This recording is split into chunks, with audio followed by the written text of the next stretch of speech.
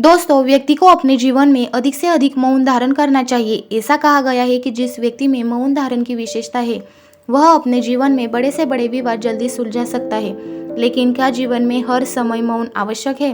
क्या केवल मौन धारण करना ही समस्या का समाधान है? तो आज हम इस वीडियो में भगवान श्री कृष्ण ने भगवत गीता में किस समय अपना मौन तोड़ देना चाहिए बताया है।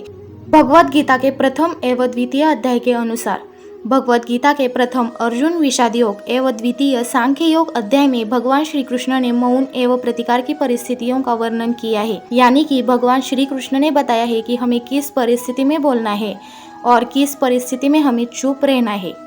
यह ज्ञान भगवान श्री कृष्ण ने उस समय दिया था जब युद्ध भूमि में खड़ा अर्जुन अपने सगे संबंधियों का खून बहाने से मना कर दिया था। अर्जुन का कहना था कि अपने दादा और गुरुओं को इस प्रकार युद्ध भूमि में देखकर उसका मन विचलित हो उठा है और उसमें उनका वध करने की हिम्मत नहीं है। उस समय भगवान श्री कृष्ण ने अर्जुन को अपने अमृत ज्ञान के द्वारा मार्गदर्शन दिया था। भगवान श्री कृष्ण के अनुसार जीवन में हर समय मौन बेहद आवश्यक है। बेवजह बोलना किसी प्रकार से ठीक नहीं कहा जा सकता, लेकिन हमें हमारी चुप्पी उस समय तोड़ देनी चाहिए जब हमारे अधिकार का हनन हो रहा हो। यदि कोई व्यक्ति हमारा अधिकार छीनने की चेष्टा करता है तो उस वक्त हमारा आवाज उठाना बेहद आवश्यक है। यदि बात हमारे हक की हो और हमारे साथ अन्याय होता हो तो उस समय मौन ठीक नहीं कहा जा सकता। भगवान श्री कृष्ण आगे कहते हैं, यदि हमारे चारों ओर पाप बढ़ रहा है, हमारा शोषण हो रहा है, हमारे भावनाओं का सम्मान नहीं किया जा रहा है, तो ऐसे समय में हमें आवश्यक रूप से अपना मौन तोड़ देना चाहिए। हमारा दुश्मन चाहे जो भी हो, लेकिन ऐसे समय में हमें उसका प्रतिकार करना आवश्यक है। यदि आप ऐसी स्थिति में अभी आवाज नहीं उठाते हैं तो आप किसी मृत शरीर से कम नहीं है। जब बात हमारे सम्मान की हो, हमारे आत्मसम्मान की हो और हमारा पक्ष सत्य है, तो ऐसी स्थिति में दुष्ट का प्रतिकार करने में कोई समस्या नहीं है। जब हमारे परिवारजनों पर किसी प्रकार का संकट छाया हुआ हो लेकिन हम फिर भी चुप है तो शायद हम डरपोक है। यदि हम ऐसी स्थितियों में भी आवाज नहीं उठाते हैं तो इसका आशय यह हुआ है कि हमारा जमीर मर चुका है। वास्तव में हमारा दमन शुरू हो चुका है और इसी के साथ बहुत जल्दी हमारे जीवन का पतन हो जाएगा।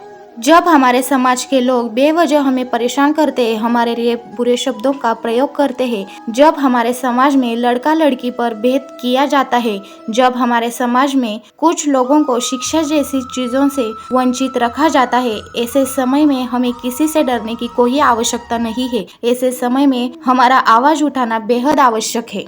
भगवान श्री कृष्ण कहते हैं, इस संसार को अधर्मी से इतनी हानि नहीं होती जितनी धर्म जानने वालों के मौन से होती है। यानी यदि आपको पता है कि सत्य क्या है लेकिन फिर भी आप चुप है तो अन्याय करने वाला दोषी नहीं है, आप स्वयं दोषी है। यदि समाज में कोई भी व्यक्ति अपनी सीमा का उल्लंघन करता है, अन्याय करता है, तो ऐसे व्यक्ति को सबक सिखाना बेहद आवश्यक है। महाभारत के युद्ध स्थली में भी ऐसा हुआ था, क्योंकि जब द्रौपदी का चीरहरण हुआ तब राज्यसभा में एक से एक ज्ञानी व्यक्ति बैठे थे। उस समय दरबार में पितामह भीष्म, द्रोणाचार्य, कृपाचार्य, अंगराज, कर्ण समेत शक्तिशाली और धर्म जानने वाले व्यक्ति थे, लेकिन किसी ने भी दुष्ट दुर्योधन का रोकने का प्रयास नहीं किया। दुर्योधन तो दुष्ट था, पापी था, अपनी मामा शकुनी की बातों से प्रभावित था, इसलिए उसे चीरहरण अपराध प्रतीत नहीं हुआ।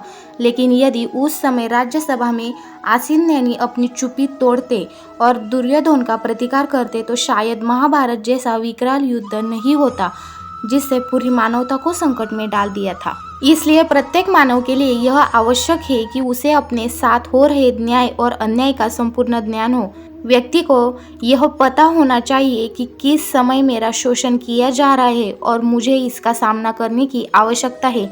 यदि ऐसा नहीं किया जा सकता तो ऐसा व्यक्ति अपने जीवन में कभी सफल नहीं हो सकता। तो दोस्तों, आशा करती हूँ कि आपको यह वीडियो पसंद आया हो और इस तरह की और जानकारी पाने के लिए ज़रूर मेरे चैनल को सब्सक्राइब करें।